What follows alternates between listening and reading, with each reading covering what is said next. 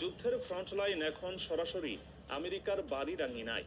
সম্প্রতি ভেনেজুয়েলার মাটিতে এমন কিছু সামরিক তৎপরতা লক্ষ্য করা গেছে যা আমেরিকাকে নড়েচড়ে বসতে বাধ্য করছে। স্যাটেলাইট ইমেজে ধরা পড়া দৃশ্য এবং গোয়েন্দা তথ্য নিশ্চিত করেছে যে রাশিয়ান নিঃশব্দে তাদের সামরিক উপস্থিতিকে ভেনেজুয়েলায় বহুগুণ বাড়িয়ে তুলেছে। এটি কোনো সাধারণ মহড়া বা কূটনৈতিক সফর নয়।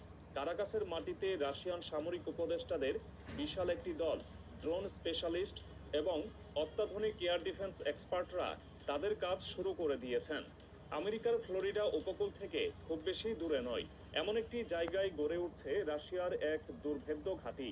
ভেনেজুয়েলার সেনাবাহিনীর সাথে মিলে রাশিয়ানরা সেখানে জয়েন্ট ট্রেনিং সাইট বা যৌথ প্রশিক্ষণ কেন্দ্র স্থাপন করেছে। এই ঘটনার গুরুত্ব বুঝতে হলে নজর দিতে হবে ভেনেজুয়েলার ভৌগোলিক অবস্থানের দিকে।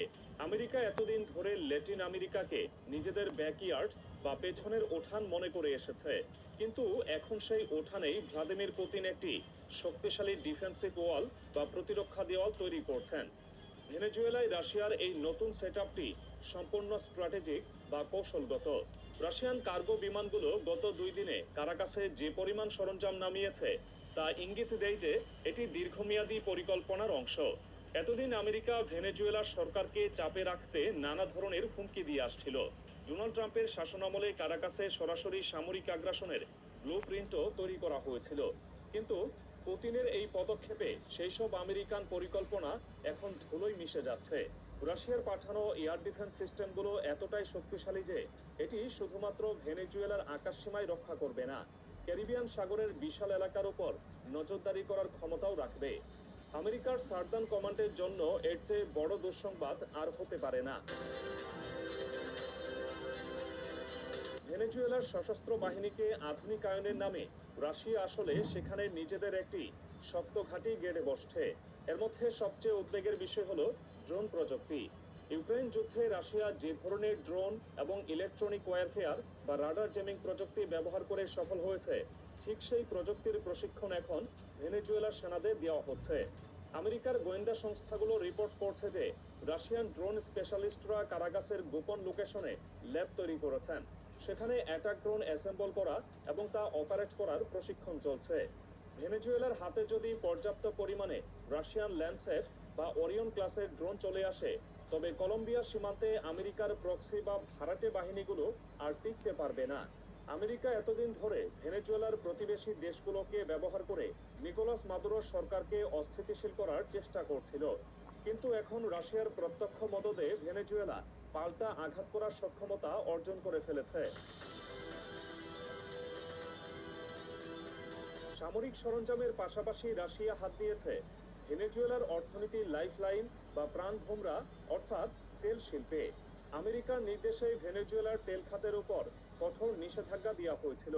উদ্দেশ্য ছিল দেশটির অর্থনীতিকে পঙ্গু করে দেওয়া, কিন্তু গত 2 সপ্তাহে রাশিয়ান এনার্জি জায়ান্টরা কারাগাসের তেল অবকাঠামো বা অয়েল ইনফ্রাস্ট্রাকচার রিবোর্ট বা পুনরায় চালু করতে ব্যাপক সহায়তা শুরু করেছে। মস্কোর এই পদক্ষেপের পেছনে দুটি কারণ রয়েছে। প্রথমত, ভেনেজুয়েলাকে অর্থনৈতিকভাবে স্বাবলম্বী করে আমেরিকার নিষেধাজ্ঞাকে অকার্যকর করে দেওয়া। দ্বিতীয়ত এবং সবচেয়ে গুরুত্বপূর্ণ হল গ্লোবাল এনার্জি রোড বা বিশ্ব জ্বালানি সরবরাহের উপর আমেরিকার নিয়ন্ত্রণ দুর্বল করা। রাশিয়া জানে ভেনেজুয়েলার তেলের খনিগুলো চালু থাকলে বিশ্ববাজারে তেলের দাম নিয়ন্ত্রণে আমেরিকার একক আধিপত্য খর্ব হবে। রাশিয়ান প্রকৌশলীরা পুরনো শোধনাগারগুলো মেরামত করছে এবং নতুন পাইপলাইন বসাচ্ছে। এর ফলে ভেনেজুয়েলা এখন আর আমেরিকার দয়ার দিকে তাকিয়ে নেই। পুতিন এখানে এমন এক অর্থনৈতিক সুরক্ষা বলয় তৈরি করছেন যা ভেনেজুয়েলাকে মস্কোর কক্ষপথে আরো শক্তভাবে আটকে রাখছে। কিউবান মিসাইল ক্রাইসিসের পর এই প্রথম পশ্চিম গোলার্ধে এত বড় পরিসরে রাশিয়ার নিরাপত্তা বলয় বা সিকিউরিটি জোন তৈরি হতে দেখা যাচ্ছে। সামরিক পর্যবেক্ষকরা একে পুতিনের কাউন্টার পাঞ্চ বা পাল্টা ঘুষি হিসেবে অভিহিত করছেন।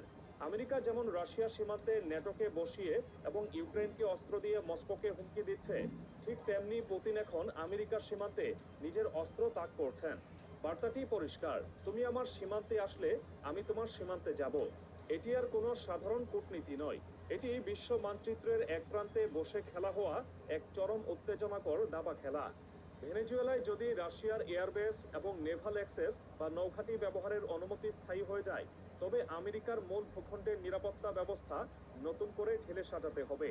কারণ ভেনেজুয়েলার উপকূল থেকে ছোড়া হাইপারসোনিক মিসাইল ঠেকানোর মতো প্রস্তুতি আমেরিকার এই মুহূর্তে নেই। পেন্টাগন এতদিন ধরে রাশিয়াকে হাজার মাইল দূরের শত্রু ভাবত, এখন সেই শত্রু তাদের ঘরের দরজায় কড়া নাড়ছে। আমেরিকার জন্য ভয়ের কারণ হলো ভেনেজুয়েলা এখন আর একা নয়। পুতিনের এই পদক্ষেপে ল্যাটিন আমেরিকার অন্যান্য দেশগুলো সাহস পাচ্ছে। রাশিয়ার এই উপস্থিতি যদি আরও প্রসারিত হয়, যেমন মিসাইল সিস্টেমের স্থায়ী মোতায়েন বা পারমাণবিক সাবমেরিনের আনাগোনা শুরু হয়, তবে তা হবে গত কয়েক দশকের মধ্যে আমেরিকার জন্য সবচেয়ে বড় সামরিক চ্যালেঞ্জ। ভেনেজুয়েলাকে একটি স্থায়ী আউটপোস্ট বা ঘাঁটিতে রূপান্তর করার মাধ্যমে রাশিয়া প্রমাণ করছে যে তারা আমেরিকার চোখ রাঙানিকে তোয়াক্কা করে না।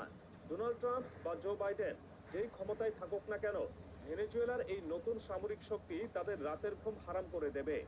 এতদিন আমেরিকা বিশ্বজুড়ে পলিসিগিরি করেছে, কিন্তু এখন তাদের নিজেদের এলাকা সামলাতেই হিমশিম খেতে হচ্ছে। রাশিয়ান রাডারগুলো এখন ফ্লোরিডা এবং টেক্সাসের আকাশসীমার মুভমেন্ট ট্র্যাক করতে সক্ষম। এটি আমেরিকার সার্বভৌমত্বের জন্য সরাসরি হুমকি, যা তারা এতদিন অন্য দেশের উপর চাপিয়ে এসেছে। রাশিয়ার এই পদক্ষেপ প্রমাণ করে যে ভেনেজুয়েলার বর্তমান সরকার এবং প্রেসিডেন্ট নিকোলাস মাদুরো তাদের পূর্ণ সমর্থনে রয়েছে। আমেরিকার গোয়েন্দারা এতদিন ভেনেজুয়েলার সেনাবাহিনীর মধ্যে বিভেদ সৃষ্টি করে কু বা অভ্যুত্থান ঘটানোর চেষ্টা করেছিল, কিন্তু রাশিয়ান অ্যাডভাইজার বা উপদেষ্টারা আসার ফলে ভেনেজুয়েলার সেনাবাহিনীর চেইন অফ কমান্ড আরও শক্তিশালী হয়েছে। রাশিয়ানরা শুধু অস্ত্র দিচ্ছে না, তারা শেখাচ্ছে কিভাবে আমেরিকার সাইবার অ্যাটাক বা তথ্যযুদ্ধ মোকাবেলা করতে হয়। ভেনেজুয়েলার কমান্ড সেন্টারগুলো এখন রাশিয়ান এনক্রিপশন প্রযুক্তিতে সুরক্ষিত, ফলে সিআইএ বা আমেরিকার অন্যান্য গোয়েন্দা সংস্থা চাইলেই আগের মতো ভেনেজুয়েলার সামরিক যোগাযোগে আড়ি পাততে পারছে না।